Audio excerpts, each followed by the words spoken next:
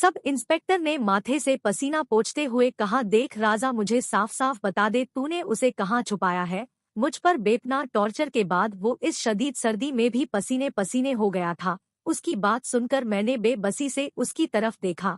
मेरा बायां जबड़ा ऐसा लग रहा था जैसे कई जगह से टूट चुका हो, एक दांत भी अपनी जगह से उखड़ चुका था। मैंने उससे कहा, आखिर आप कैसे यकीन करेंगे कि नगमा को मैंने अगवा नहीं किया। उसने कहा, तुम ऐसे नहीं मानोगे, तुमसे कल बात होगी। ये कहकर सब इंस्पेक्टर कमरे से निकल गया। किस्सा कुछ यूं है कि मेरे मोहल्ले की एक बाकी सजीली और छैलछबीली हसीना पिछले एक हफ्ते से घर से गायब थी और उसके अगवा का शक मुझ पर किया जा रहा था। वजह सिर्फ ये थी कि उसके बिस्तर में तकिए के नीचे से मेरा फोटो निकला था। अब मुझे पता नहीं कि मेरी तस्वीर उसके सिरहाने कैसे पहुंच गई।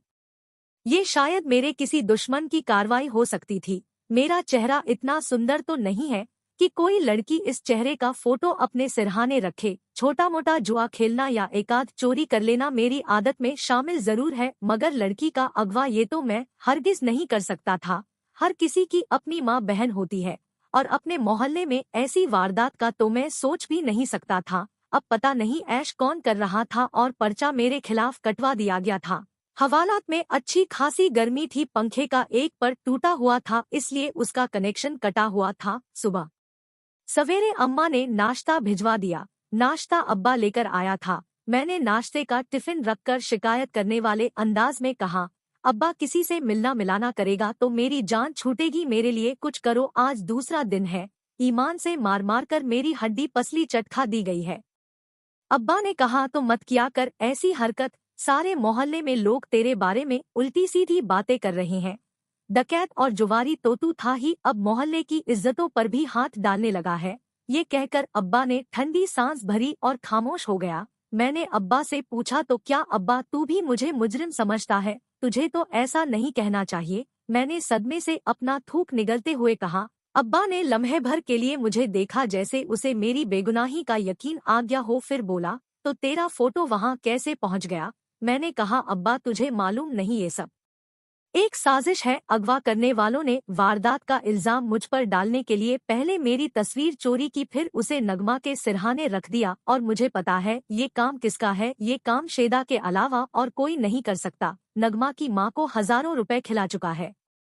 उसके नाम पर खुद नगमा चांद खान कपड़े वाले की दुकान से कपड़े लेती रही है, बिल शेदा चुकाता था। पुरानी लाइन है दोनों की, माँ दलाल बनी हुई है, वही उसे भगा के ले गया है। वो ऐश कर रहा है और मैं मुफ्त में जलील हो रहा हूँ। अब्बा कुछ देर तक मेरे भविष्य के बारे में फिक्र करता रहा और फिर वापस चला गया। शाम के वक्त मेरी तलबी हुई, मुझे इंस्पेक्टर के कमरे में भेज दिया गया। इंस्पेक्टर मुझे घूरते हुए बोला, हाँ भाई, कहाँ छुपाया है छोकरी को? मैंने पूछा, कौन सी छोकरी? इंस्पेक्टर ने कहा, यानी कि अब हम तुझे ये बताएं कि तेरी माशूका कौन है और अब कहाँ है? इंस्पेक्टर ने आंखें निकालते हुए सवाल किया। फिर वो मेरे करीब आ गया और धीरे से मुझसे कहने लगा, वैसे है बड़ी खूबसूरत, मैंने सुना है दिलदार भी बहुत है, किसी को नाराज नहीं करती तेरी माशूका। बता दे कहाँ रखा है उसको, हल्की दफा लगाकर तुझे बचा लूंगा। अब मेरे सामने ज्यादा भोला बनने की कोशिश मत कर।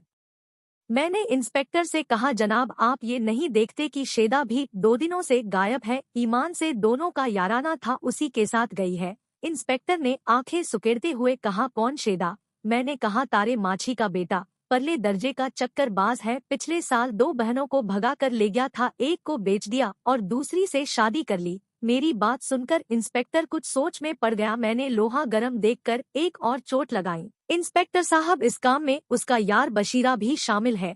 यकीन ना आए तो उसे पूछगछ कर लो, मुझ गरीब को तो जबरदस्ती फंसा दिया गया है। मैंने बाकायदा रोना शुरू कर दिया। इंस्पेक्टर ने हवलदार को आवाज दी। हवलदार के आने के बाद उसने कहा, शेदे और बशीरा को बुलाकर लाओ और इसे दोबारा हवालात में बंद करो। हवलदार मुझे बाजू से पकड़कर बाहर ले गया। ये हवालात में मेरी तीसरी रात थी। कंबल और तकिया घर से आ गए थे, मुर्गी और चावलों से भरा हुआ टिफिन भी साथ रखा हुआ था। हवलदार ने टिफिन पर नजर जमाते हुए कहा, इस दफा तू बुरा फंसा है। मैंने उसे कहा कि तुम देख लेना ऊपर वाला मुझे किस तरह बचाता है। इंसान को उसके जुर्म की सजा मिलती है, जो जुर्म मैंने किया ही नहीं उसकी सजा फिर भला मुझे क्यों होगी। ये कहकर मैंने टिफिन खोला और ऊपर वाला बर्तन जो चावलों से भरा हुआ था वो मैंने हवलदार को दे दिया और खुद मुर्गी के सालन से रोटी खाने लगा। हवलदार ने कहा ये तो होना ही था, जब लड़की को इतनी आज़ादी मिलेगी तो उसने गुल खिलाना ही है। वैसे अगर तूने कहीं छुपा रखी है तो निकाह का बंदोबस्त कर ले, वरना अगवा और रेप का पर्चा कट जाएगा, फिर समझ ले 6 से 7 साल के लिए तू अंदर जाएगा। ये कहकर वो चावलों के बर्तन में हाथ मारकर बोटी तलाश करने लगा। मैंने हवलदार से कहा अब मैं तुम लोगों को किस तरह यकीन दिलाऊं कि नगमा मेरे पास नहीं है। कस्मों पर तो तुम लोग भरोसा नहीं करते और खुल के तफ्तीश भी तुम लोग नहीं करते, बस शरीफों को पकड़कर मारपीट शुरू कर देते हो। मेरी बात सुनकर हवलदार ने मुझे देखा मगर फिर फौरन ही खाने पर ध्यान देने लगा। अगले दिन सुबह 10 बजे हवालात का दरवाजा खुला और मुझे इंस्पेक्टर के कमरे में पहुंचा दिया गया। इंस्पेक्टर के साथ वाली कुर्सी पर एक वकील बैठे हुए थे। वो हमारे इलाके के काउंसलर थे, बड़े शरीफ और इज्जतदार। मोहल्ले वाले उनकी बहुत इज्जत करते थे। अंदर आते ही मैंने उम्मीद भरी नजरों से उनको सलाम किया। इंस्पेक्टर मेरी तरफ देखते हुए उनसे बोला, लो जी आ गया वो शरीफ आदमी जिसकी शराफत की गवाही आप दे रहे हैं।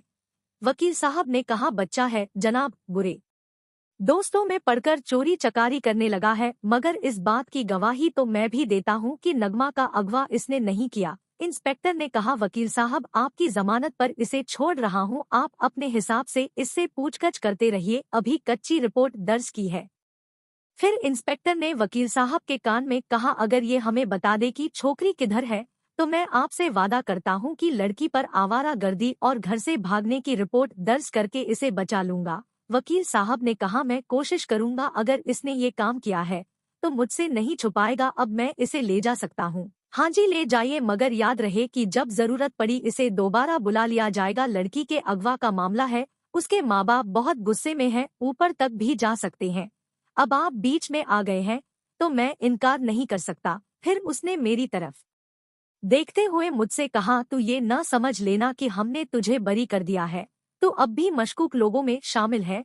वकील साहब ने उसका शुक्रिया अदा किया और मुझे लेकर बाहर आ गए। थाने से निकलते ही वो अपनी कार की तरफ बढ़े और मुझे घर जाने की इजाजत देते हुए शाम को अपने बंगले पर आने को कहा।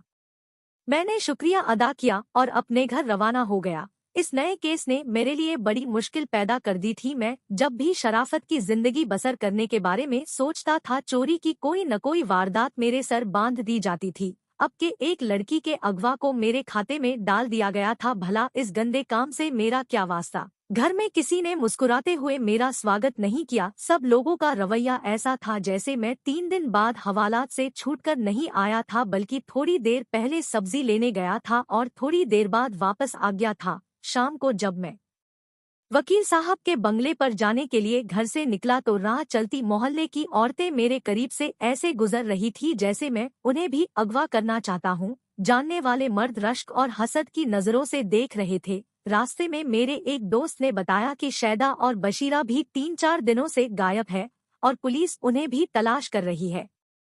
वकील साहब के बंगले का गेट बंद था, छोटा सा दरवाजा खुला हुआ था। मैं पहले भी कई बार इसके यहाँ आ चुका था। आम दिनों में भी यहाँ पर अच्छे खासे मर्तबे वाले लोग आते रहते थे। लॉन में कुर्सियाँ खाली पड़ी थी। माली पौधों को पानी दे रहा था। उसने सर उठाकर मुझे देखा, फिर अपने काम में मसरूफ हो गया। मैं आराम से लोहे वाली कुर्सी पर बैठ गया। तकरीबन 5 मिनट के बाद वकील अपने घर से निकला। वो मुझसे मुसाफा करते हुए बोला, घर गए थे? मैंने कहा, वहीं से आ रहा हूँ वकील साहब, इस इल्जाम ने तो मेरी सारी इज्जत खराब करके रख दी है। मोहल्ले वाले अजीब अजीब नजरों से देखने लगे हैं।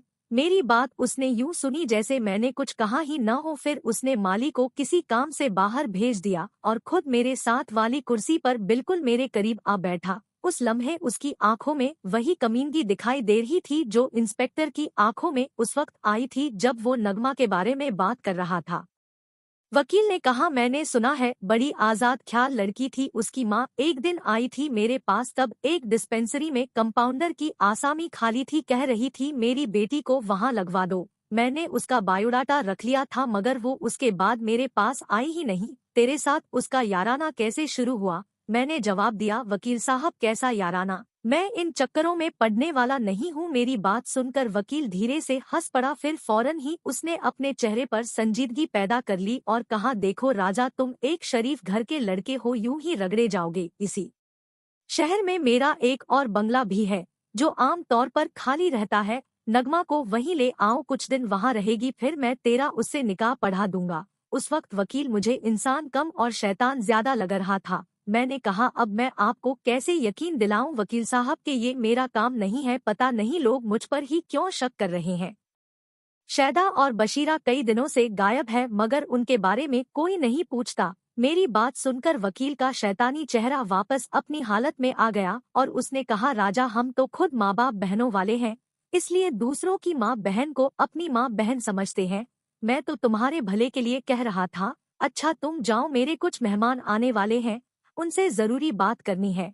ये कहकर वकील इधर उधर देखने लगा। मैं बाहर आ गया। रात को 10 बजे मैं अपने घर से निकला। सीतापुर जाने वाली आखिरी बस 10:30 बजे रवाना होती थी। मैं जाकर बस में बैठ गया। बस अपने टाइम पर रवाना हुई और सीतापुर के रास्ते पर दौड़ने लगी। सुबह 6 बजे मैं सीतापुर के एक इलाके में एक मकान पर दस्तक दे रहा था। नगमा इसी मकान में मौजूद थी। मेरा फोटो उसके सिरहाने से कैसे बरामद न होता। वो मुझसे मोहब्बत जो करती थी, और ये मोहब्बत उस वक्त पैदा हुई जब मैंने उसके सामने शैदे की अच्छी खासी धुनाई कर दी थी, क्योंकि शैदा एक बूढ़े जमींदार के हाथ उसे बेचना चाहता था।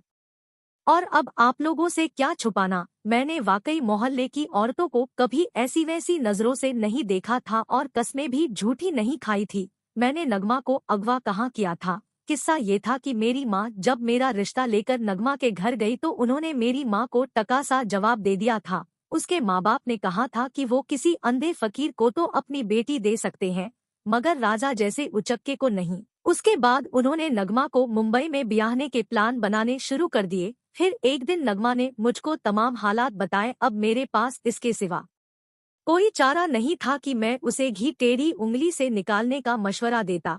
शैदा और बशीरा तो बस इत्तेफाक से ही गायब थे। फिर एक रात उसने कपड़ों का सूटकेस उठाया और हम सीतापुर आ गए, जहां पर उसकी बड़ी बहन रहती थी। हम उसे पहले ही एतमाद में ले चुके थे। ये है सारी कहानी नगमा के अगवा की। नगमा से निकाह तो मैंने पहले दिन ही कर लिया था। अब मेरा ख्याल था कि चंद रोज यहाँ रहकर उसे वापस अपने घर ले जाऊंगा, क्योंकि अब ये अगवा की हुई औरत मेरी बीवी बन चुकी थी। वैसे भी माँ को एक बहू की जरूरत थी, आखिर वो सारे घर को कब तक संभालती। और अब मैंने नगमा के कहने पर वाकई चोरी चकारी छोड़ दी थी। उसने अपने जेवरात मेरे हवाले कर दिए थे। अब मैंने इरादा कर लिया था कि मोहल्ले ही में कोई दुकान खोलकर हलाल की कमाई खानी है। चूंकि सुबह का भूला अगर शाम को किसी तरह लौट आए तो उसे सिर्फ अपने ही माफ करते हैं, और मोहल्ले वालों से बढ़कर अपना कौन हो सकता है।